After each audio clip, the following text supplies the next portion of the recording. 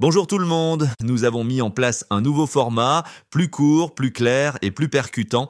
Un Flash Info Finance pour aller à l'essentiel et pour ceux qui veulent aller plus loin. Une newsletter journalière détaillée par mail est désormais disponible. Vous pouvez vous y abonner gratuitement via le lien en description.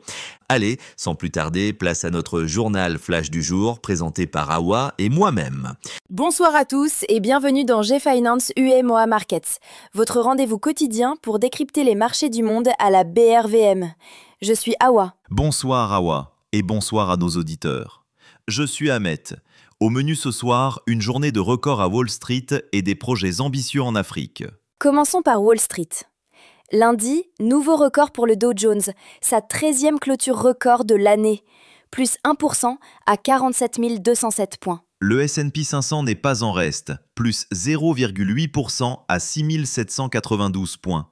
C'est son 34e record de clôture cette année. Impressionnant. IBM a publié des résultats au-dessus des attentes et Qualcomm lance de nouvelles puces IA pour les centres de données.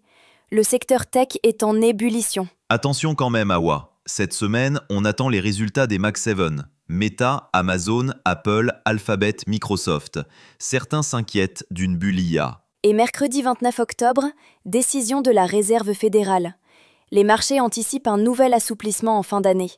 On surveillera ça de près. Passons à l'Europe. Les bourses européennes ont terminé dans le vert lundi. L'Eurostoxx 50 gagne 0,64%. Le DAX 0,28. Le CAC 40 parisien progresse modestement de 0,16% à 8239 points. Schneider Electric s'est démarqué comme la plus forte hausse. Stellantis annonce un investissement de 13 milliards de dollars aux États-Unis. Signe de confiance, mais la dégradation de la note de crédit française par Standard & Poor's vendredi reste un sujet. Maintenant, direction l'Afrique. Georges Lombi, le nouveau président d'Afriximbank, a pris ses fonctions le 25 octobre avec une vision ambitieuse. Il veut délaisser l'exportation de matières premières brutes au profit de l'industrialisation locale. Et il explore même une monnaie numérique africaine pour faciliter les paiements transfrontaliers. Réduire la dépendance au dollar, accélérer l'intégration régionale.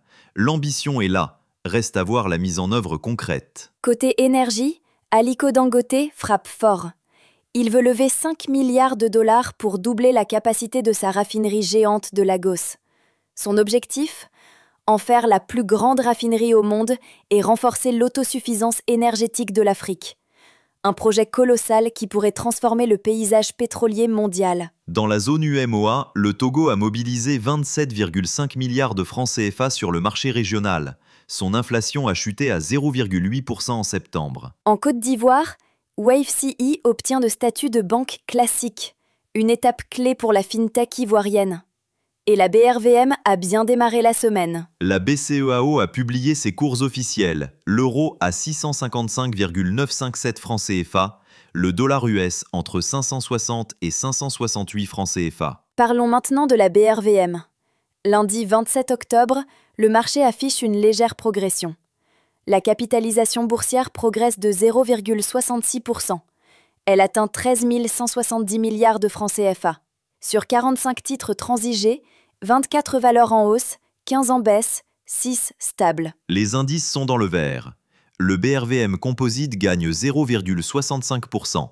Le BRVM 30 progresse de 0,62%. Et le BRVM Prestige s'envole, plus 1,45%. Belle performance sur le compartiment Prestige. Côté sectoriel, la consommation discrétionnaire explose, plus 4,31%. Les services financiers gagnent 1,25%. Attention cependant, le volume transigé baisse de 25,59%. L'activité est moins soutenue malgré la hausse des cours. Les stars du jour, CETAO CI bondit de 7,5%. CFAO Motors CI gagne 7,45%. Et Safka CI grimpe de 7,43%. Côté baisse, la Loterie nationale du Bénin recule de 3,5%. Bank of Africa BF perd 3,31%.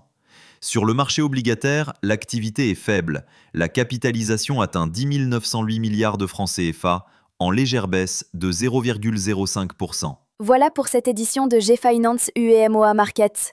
Merci de nous avoir écoutés et rendez-vous demain pour une nouvelle analyse des marchés. Bonne soirée à tous et restez informés. À demain.